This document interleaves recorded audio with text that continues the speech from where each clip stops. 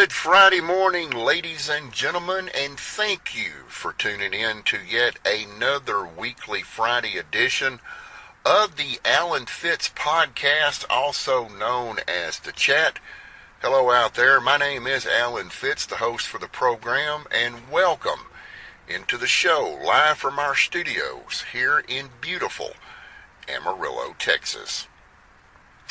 And as we always start the program, we would like to welcome in our three main listening audiences into the show this morning. Number one, those that do agree with what we talk about and they pass along positive vibes to families and friends and leave really good remarks out there in social media land. Number two, those that do not quite agree with everything that we talk about, but they do leave positive criticism. And folks, we definitely appreciate that. And of course, last but not least, the haters out there, well folks, they can't see the forest for the trees. They don't stop us from doing what we're doing. We could care less what they talk about. So we just kind of brush them off and ignore them. And again, I want to welcome everyone into the program this morning. And folks, I don't normally do this, but we're actually recording this program in the middle of the night. Yes, temperatures have warmed up considerably during the night here in Amarillo, and we decided that we would get outside and kind of enjoy the warmer weather and watch the traffic along Interstate 40. You'd be surprised, folks, when you're asleep at night, there's lots and lots of 18-wheelers on Interstate 40. The program today focuses on an incident that nearly occurred 3 years ago. And that 3-year mark will be June the 15th of next month. And we're talking about the double tornadoes that impacted Perryton, Texas, back on June the 15th of 2023. If you've been following my webpage, alanfitz.com, if you follow our Facebook pages, Twitter page, LinkedIn, YouTube, and the whole 9 yards, especially on Facebook, the Alan Fitz Podcasting Facebook page, we normally try to do a trailer each Monday for the preview of the upcoming podcast. Well, I went back into the archives and got the actual footage of one of the tornadoes that touched down in Perryton, Texas, back on the afternoon of Thursday, June the 15th of 2023. We wanted to share that again with you. Got an awful lot of likes on this thing. I want to thank all of our readers out there for that. But let's step back in time right now, ladies and gentlemen, to the afternoon of June the 15th of 2023. I'm on the radio station in Spearman.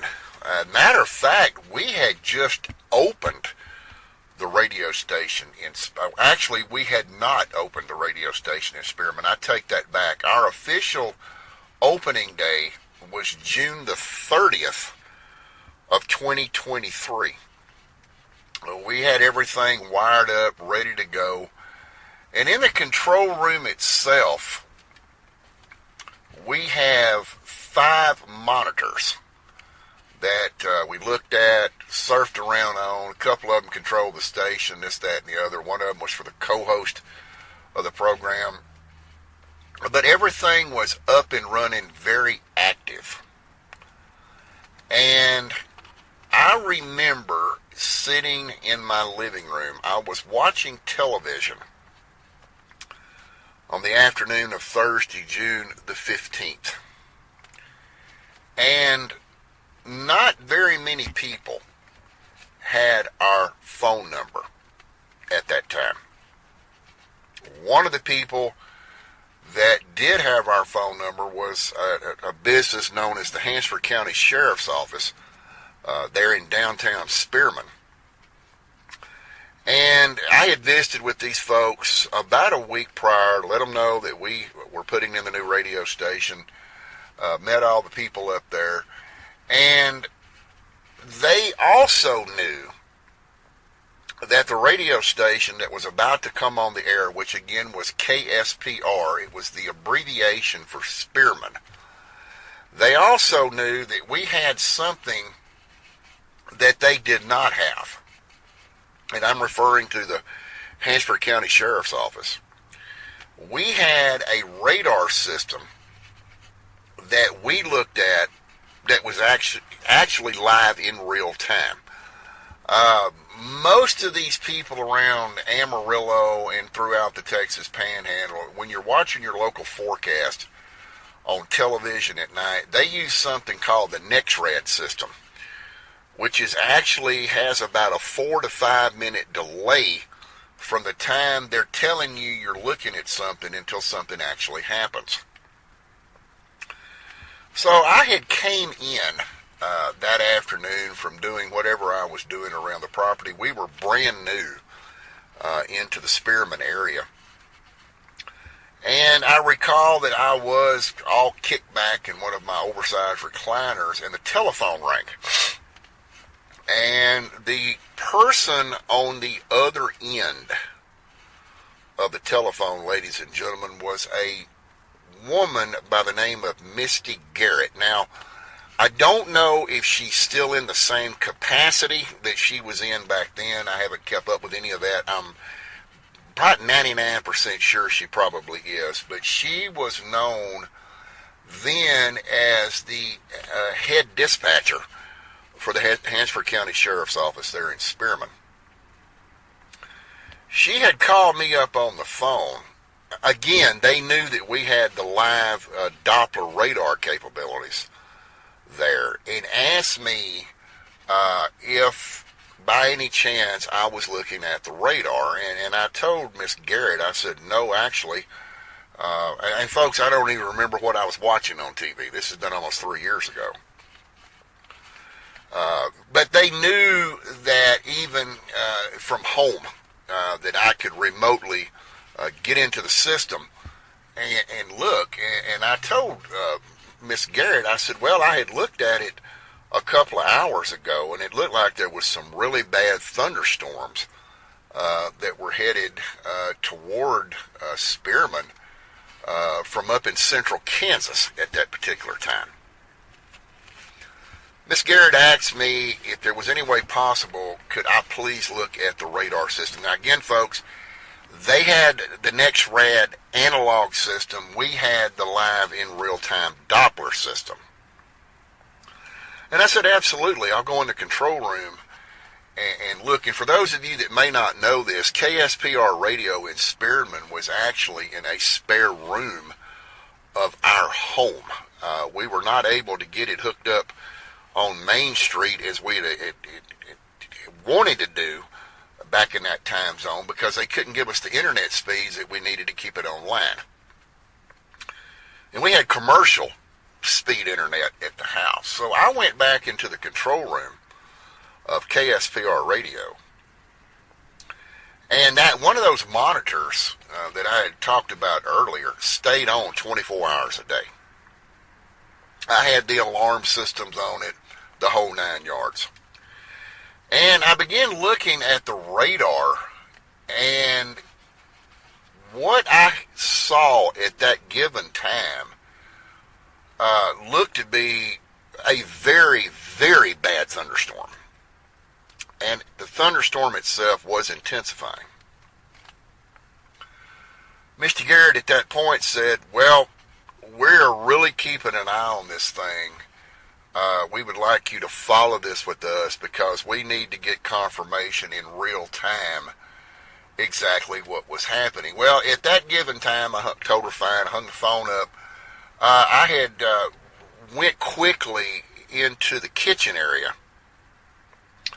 and got myself a glass, a very tall glass, I might add, of unsweet iced tea, put some Splenda in it, and got back into the control room. And at this given point, I began seeing what was known as upper level circulation that began appearing on the radar. It was roughly around about, if I remember correctly, ladies and gentlemen, it was about 5 minutes to 5. And I had called back up to the sheriff's office there in Spearman and advised Miss Garrett that I do believe indeed we have a tornado coming, because at the time I was on the phone with her, I remember seeing what is known as a J-hook.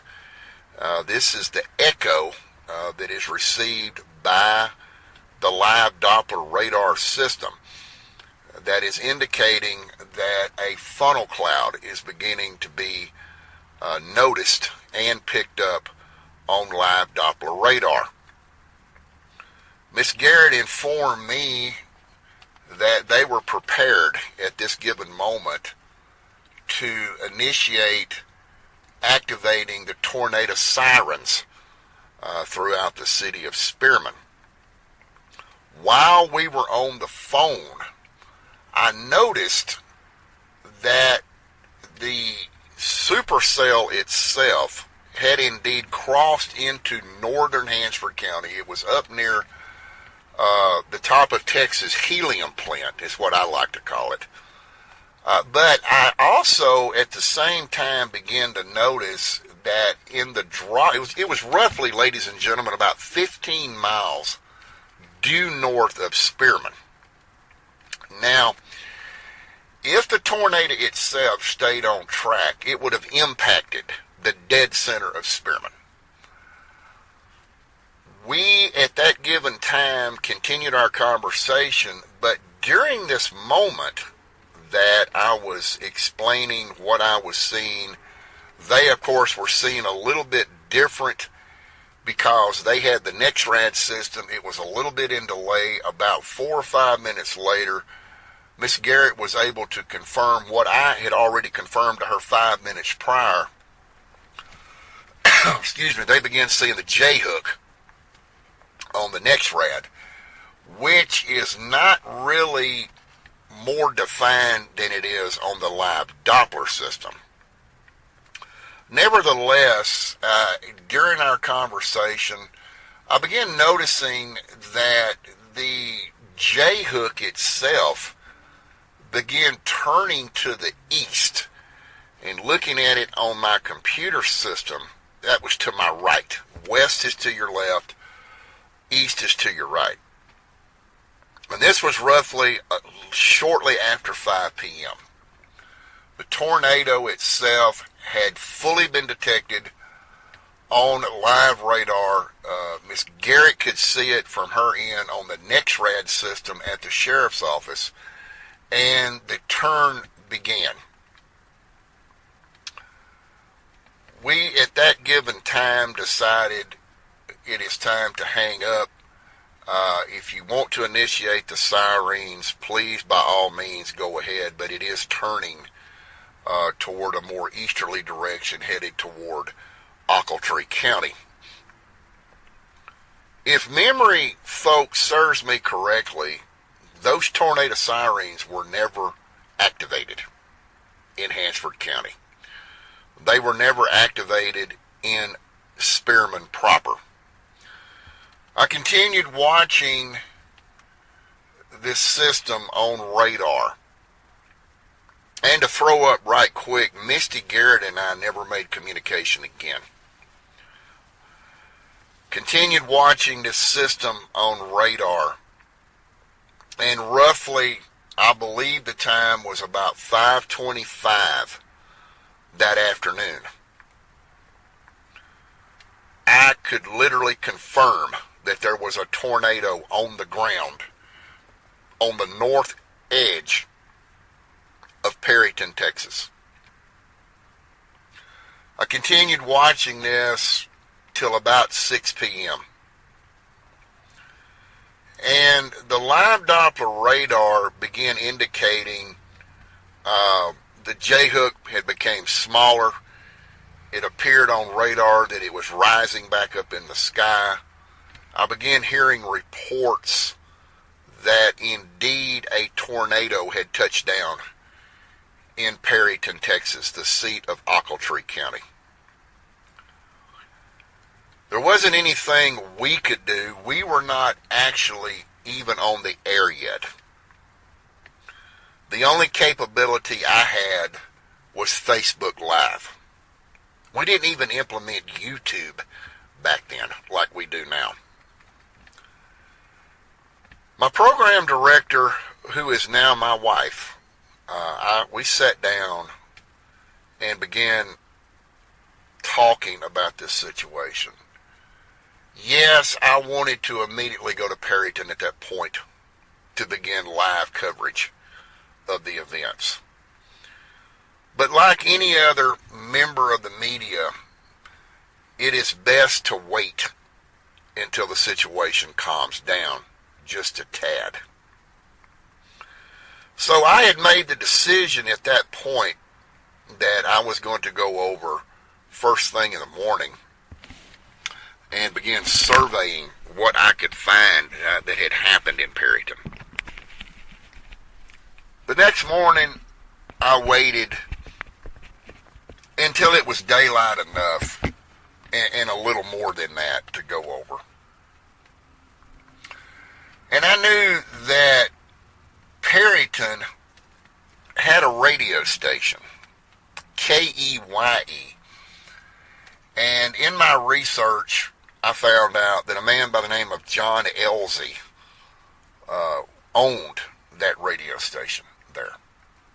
So one of my first priorities of getting over to Perryton was trying to locate Mr. Elsie. And my second priority was to begin assisting with emergency communications.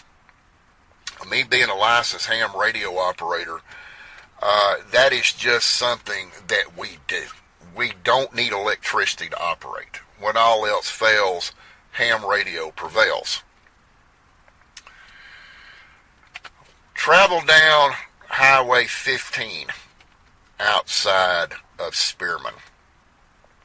Crossed over into Ochiltree County, went through the two small communities first of Waka and then Farnsworth. And as I began coming into Perryton, I noticed that Highway 15 had been shut down. Now this was on 15 East right before you get to the spur, which is roughly about a half a mile before you come to KEYE Radio. Texas Department of Public Safety State Troopers, Highway Department, the Ochiltree County Sheriff's Office had it all shut down. I pulled my press credentials, told them I was from the radio station in Spearman, and they let me through, but urged extreme caution in this situation. As I got in closer to Spearman, right there at the intersection of U.S. Highway 83 and Texas State Highway 15, they have this huge concrete grain elevator. And folks, this was about as far as I could travel. This grain elevator is older than old lady Methuselah, okay? It's been there for many, many years. As I parked my vehicle safely off of the roadway, I looked up at this giant and noticed that just about every window had been completely blown out of this structure. When I saw that, I knew I was in for something. I began walking up 2nd Avenue, which is just a block to the south of that big grain elevator giant on the north side of Perryton.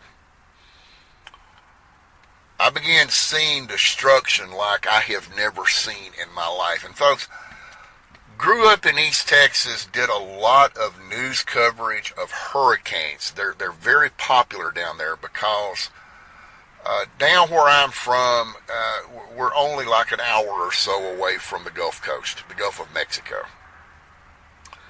And I've seen a lot of damage from hurricanes, especially one story that I covered many years ago down in Lake Charles, Louisiana, where and I believe, if I'm not mistaken, it was around 20 stories high. It was a bank building that was in downtown Lake Charles. A hurricane was so strong that it shifted it from its foundation.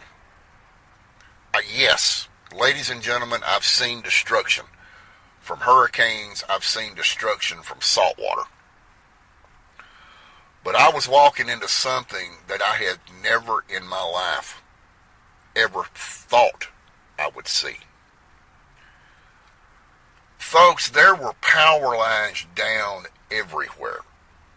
And of course, common sense tells you you don't touch anything.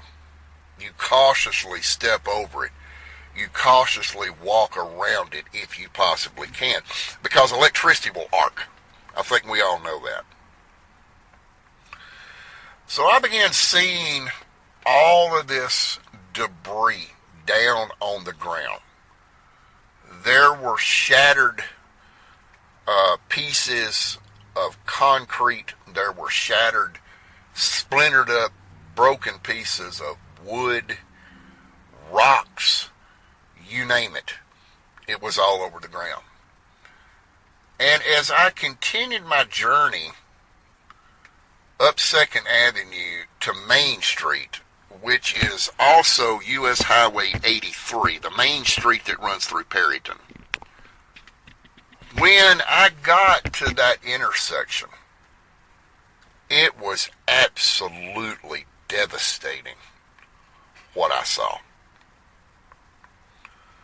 For 3 complete blocks, there was nothing but rubble.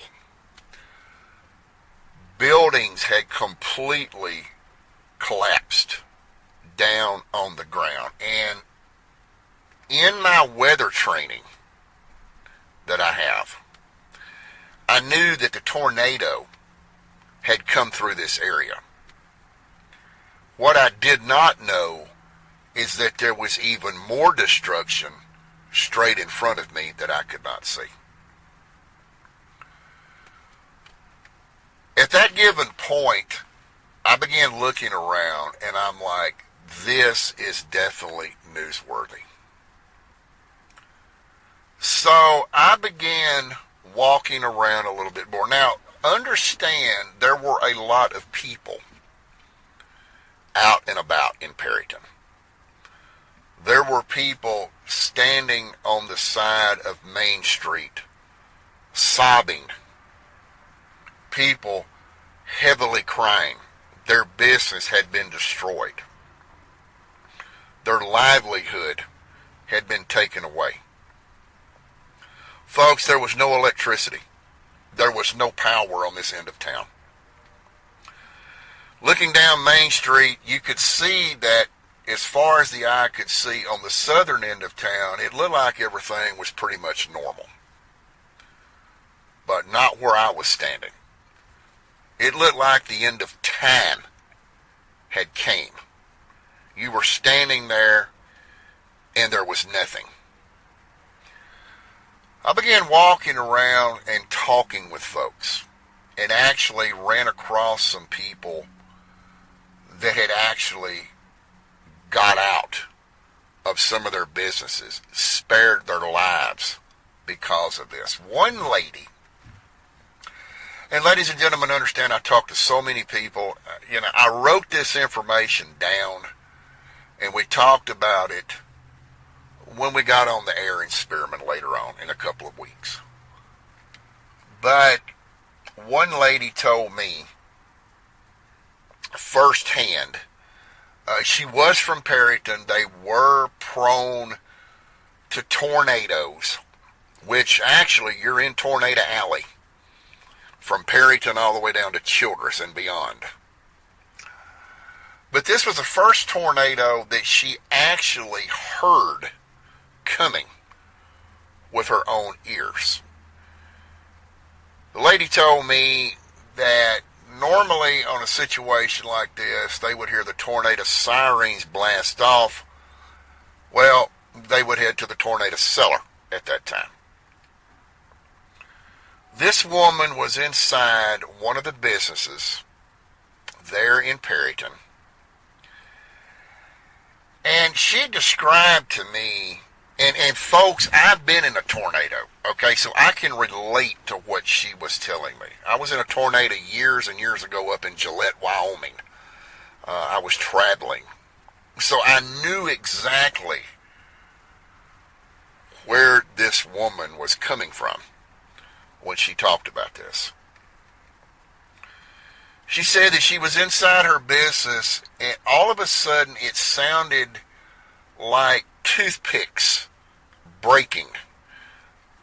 They had their door open, letting some fresh air into the business, airing things out, and she said it sounded like toothpicks breaking. Then it became louder, and all of a sudden a freight train began to plow through Perryton. Now, here is one of the things that I got curious about and confirmed it with many, many people in Perryton on the afternoon of June the 15th of 2023.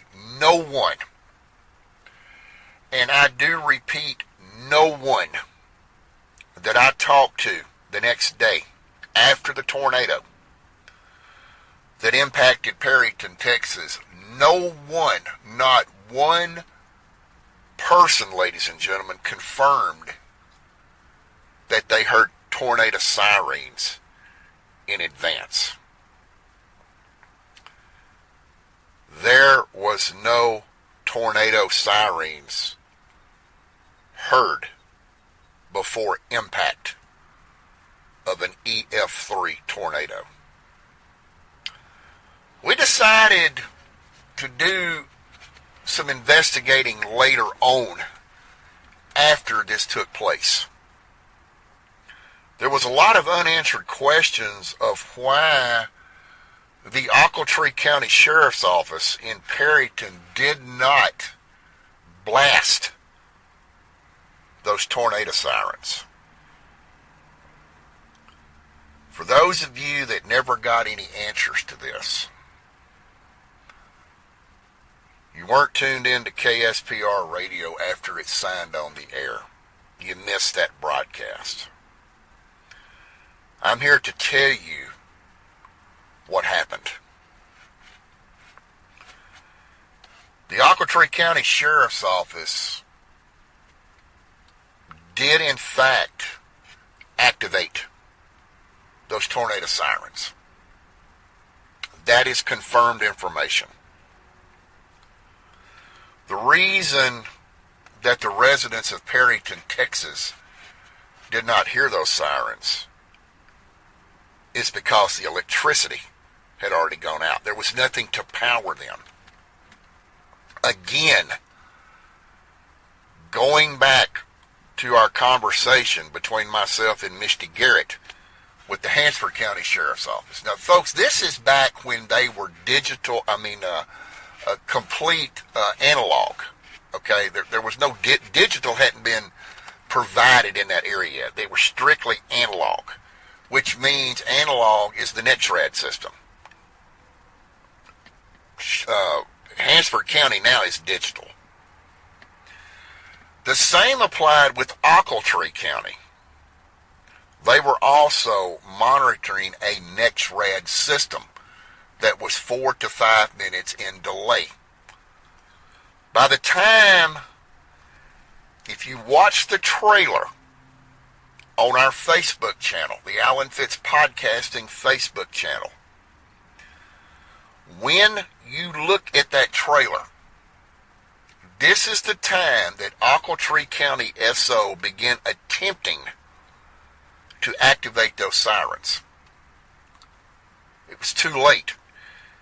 If you'll notice when you watch that trailer, if you look in the upper left-hand corner, you start seeing these blue flashes.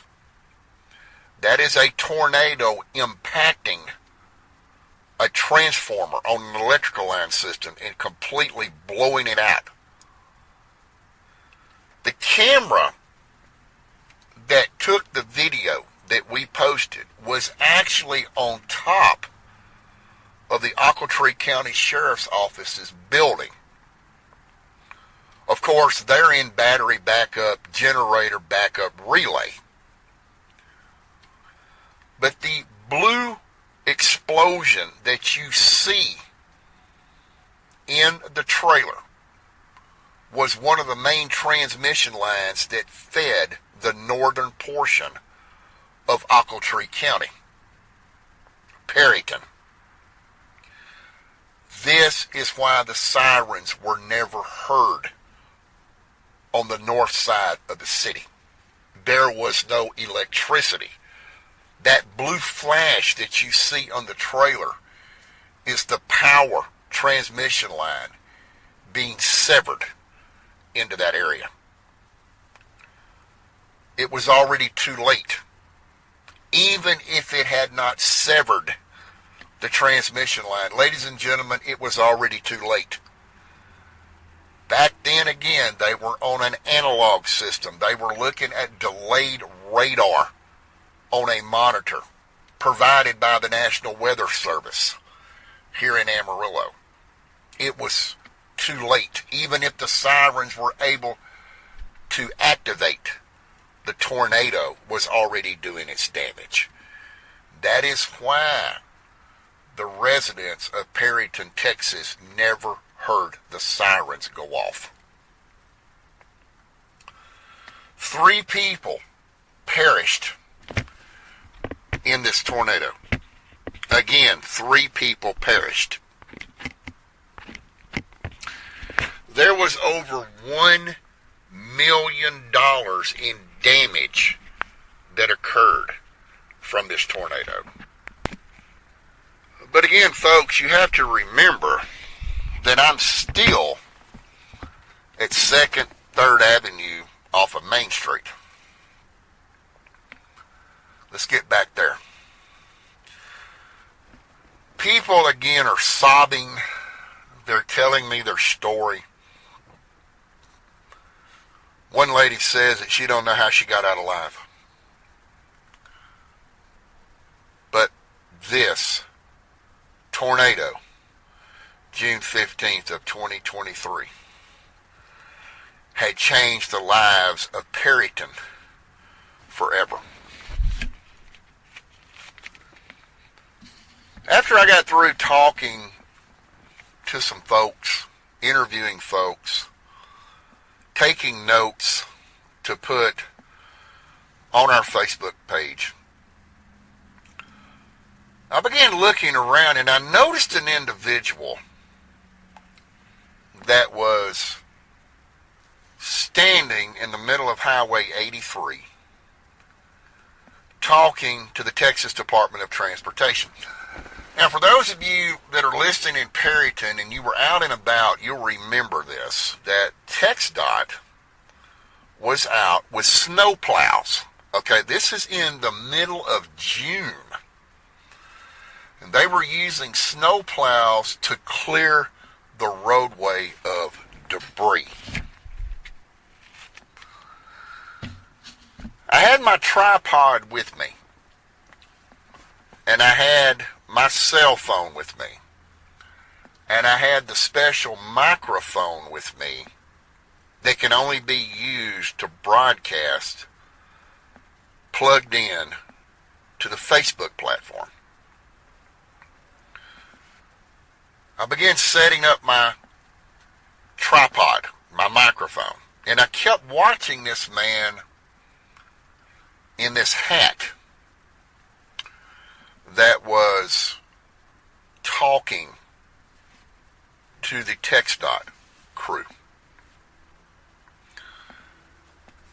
He began walking my way, and from a distance, I had never met this man. But I had saw his picture many, many times on Facebook. And I knew who he was on site as I began to go live on Facebook to show this damage, this destruction. I needed official word.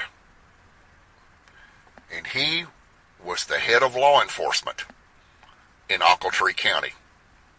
As he began walking toward me, I knew his name was Terry Broussard.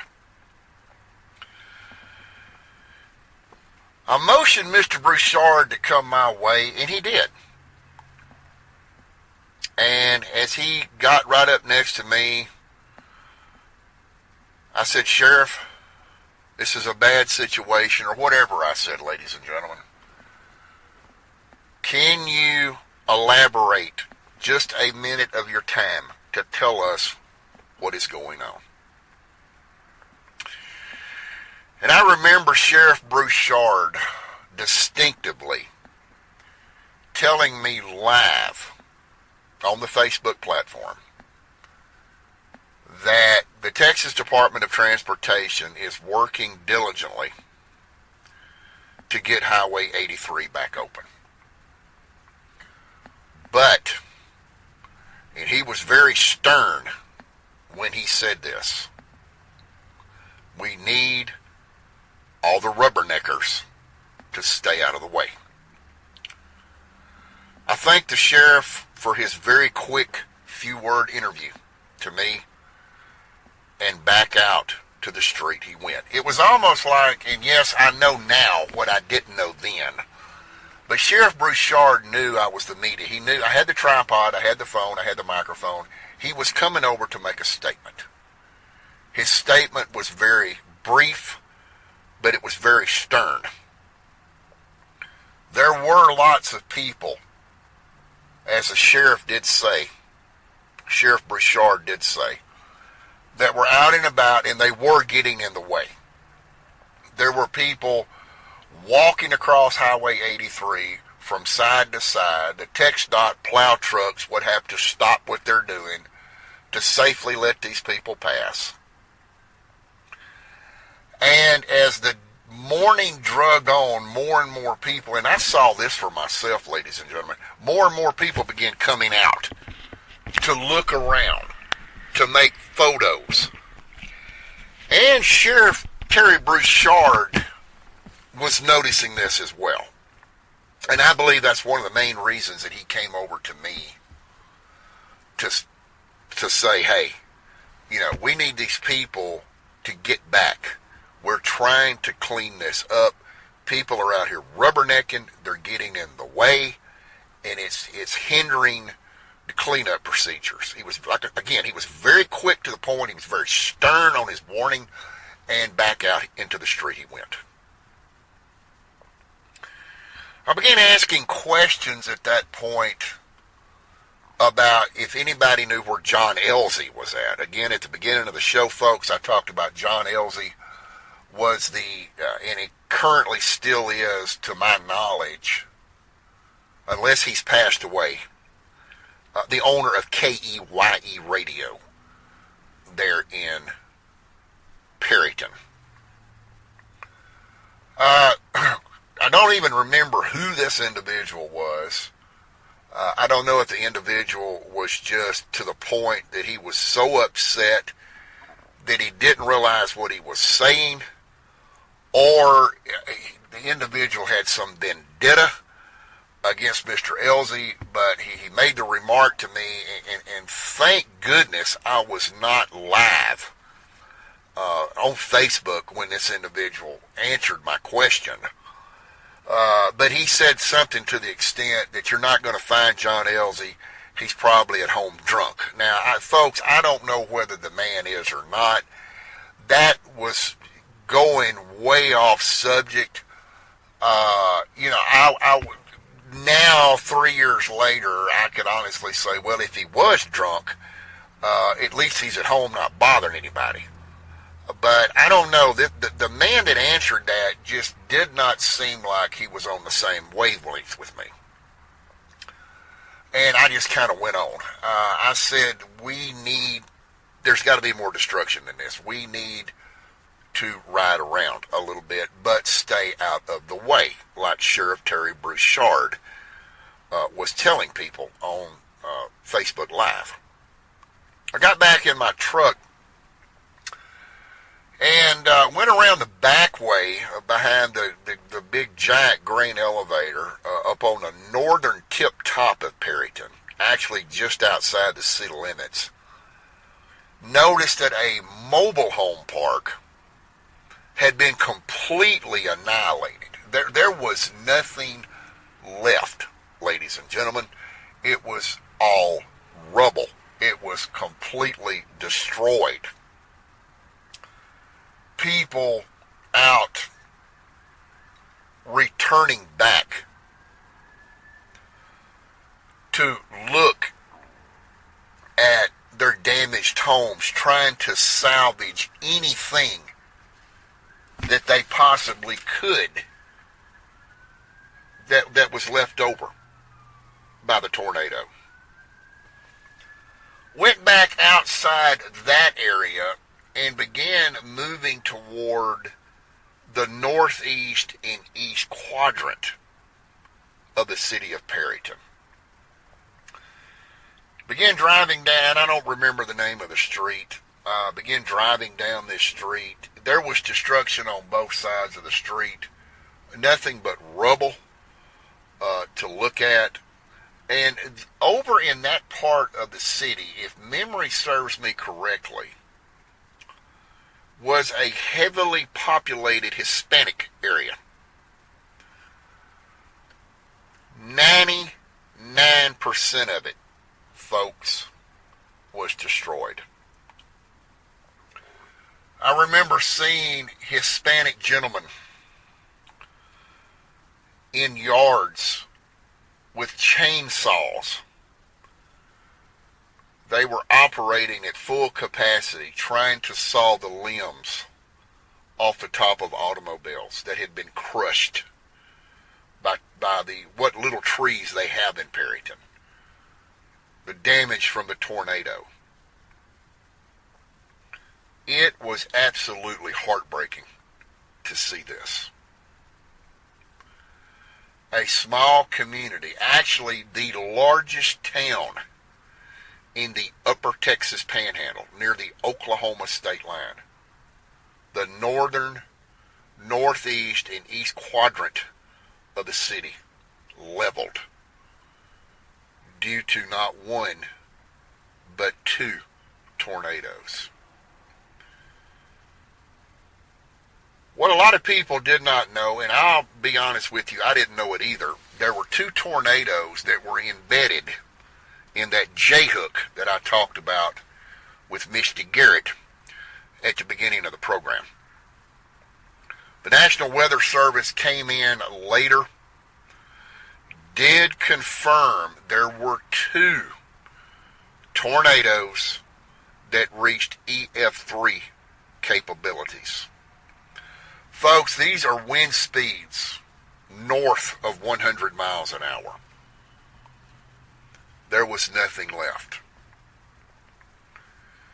Talk to folks in that area. Decided, let's go to the south side of Perryton. Let's just go check it out right quick, and then we're going to come back. The southern edge of Perryton was absolutely normal, folks. Electricity was on, but it was pretty well deserted because the folks in Perryton had came out from that part of town and gone into the northern part of town to lend a hand to their fellow neighbor. At this point, I had just about seen all I could look at as far as the destruction. It was time to start helping people. I'm not helping people by interviewing them. I'm helping people by communicating on the airways. I found out that a lot of ham radio operators, fellow ham radio operators, had descended on the city of Perryton at the main college there in Perryton. We all descended on the Frank Phillips College there in Perryton.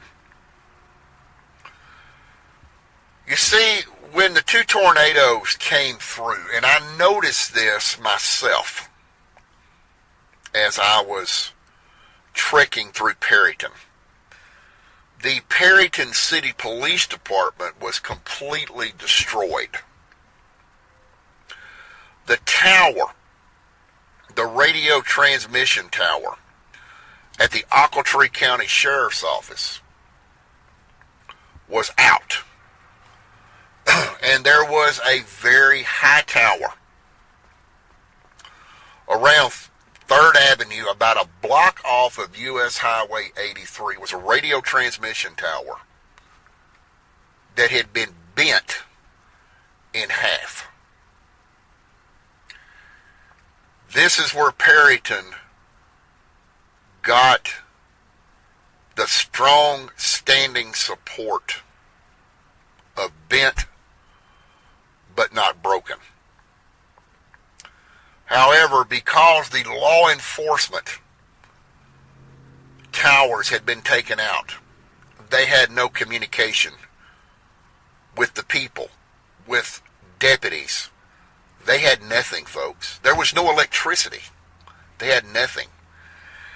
Generators, in fact, yes, you could hear them running, but they were serving no purpose as far as radio communications. At the Frank Phillips College, myself and dozens of ham radio operators began transmitting. People that did have power, people that could listen to ham radio communications, begins helping us spread the word. This is where you can come for help. MREs, bottled water, toiletries, such as toothbrushes, toothpaste. I don't know if they had mouthwash or not, but they had a little bit of everything. And as we, the ham radio operators, began getting the word out on the emergency frequencies, people began descending on Frank Phillips College. I don't know if you folks can hear that in the background when I said the word emergency, but there is an ambulance headed toward the hospitals, westbound on I-40. What a coincidence. People were descending on Frank Phillips College, especially for water. You know, the human body can go a few days without food, but it needs water. And one thing that I can honestly talk about on this podcast right now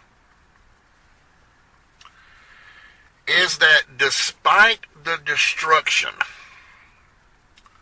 that was caused by these two tornadoes, the community of Perryton did not go into a panic. And I want to repeat that. They did not go into a panic. People were very orderly, but they were also very eager at the Frank Phillips College to get something to drink.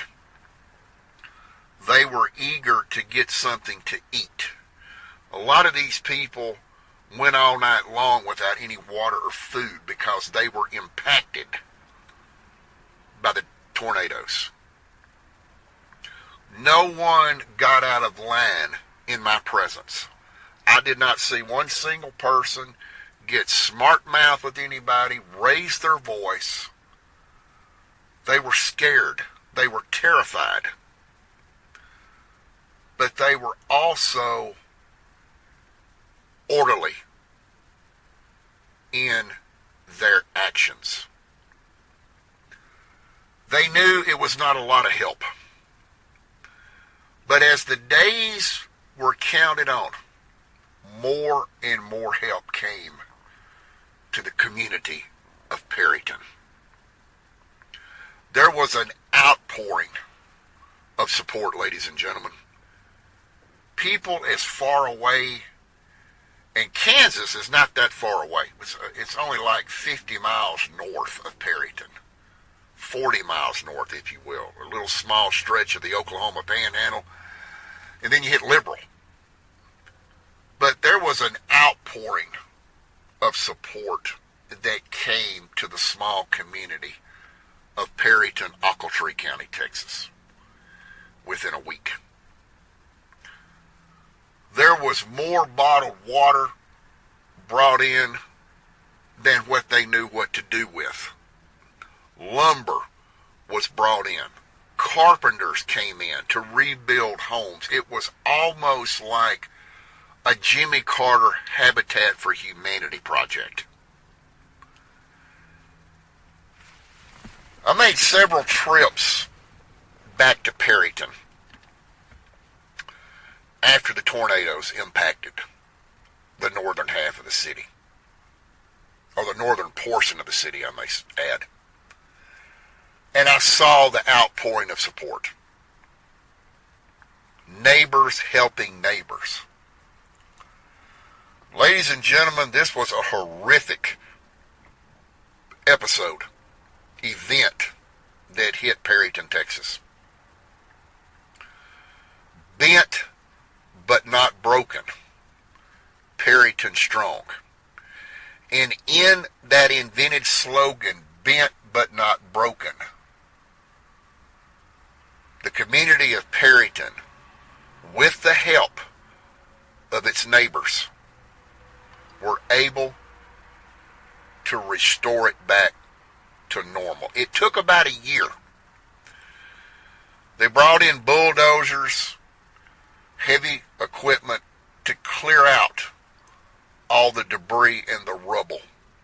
And today, not much there except a reminder of what an EF3 tornado can do. Again, 3 people perished, unfortunately, in this storm, and over $1 million worth of damage. It bent Perryton, and it bent them bad, ladies and gentlemen. I mean bent with a capital B. But it did not break Perryton. Perryton became stronger after this event. And if you go to Perryton, Texas today, you can see the reminder, especially from 3rd Street North up to the cross of 83 and 15, like you're going toward Oklahoma. You can see the reminder of the double tornadoes. What you will not see is Perryton continually bent. They straightened it out and they got back to normal. I know for a lot of the residents up there, it was a slow and painful process. But folks, the moral to this podcast is very simple. Is that when something like this happens to a small community, there's an outpouring of help that will come to you. And because of this, the community of Perryton is no longer bent, but it's very strong in today's time. And folks, with that being said, that will wrap up this weekly Friday edition of the Alan Fitz Podcast, also known as The Chat. We are not 100% sure of the subject that we're going to talk about next Friday. I do know that on the webpage right now, it talks about the Beaumont Independent School District, that the state of Texas has had to come in. This is the second time to take over the district. I'm not 100% sure that that's actually going to air next week. I am still trying to gather some final information on that. I don't know if I'm going to have enough information to actually do the podcast. So, with that being said, continue to check my webpage, alanfitz.com. By Monday, we should have what is going to appear next Friday there. If that same title card appears there, that's what we'll be doing. If not, it will change. And also right here on our YouTube channel at youtube.com/at Alan Fitz Podcasting. You can also check the topic. It's generally updated the following Monday after each podcast, and we'll have additional information on that. As always, you can check alanfitz.com for future and predicted upcoming podcasts. Yes, indeed, Perryton was bent, but it was never broken. It is now Perryton strong. And until next Friday, my friends, that'll wrap it up. As always, have a great Friday, a great weekend. And until we meet again next Friday, this is Alan Fitz for the chat saying bye for now.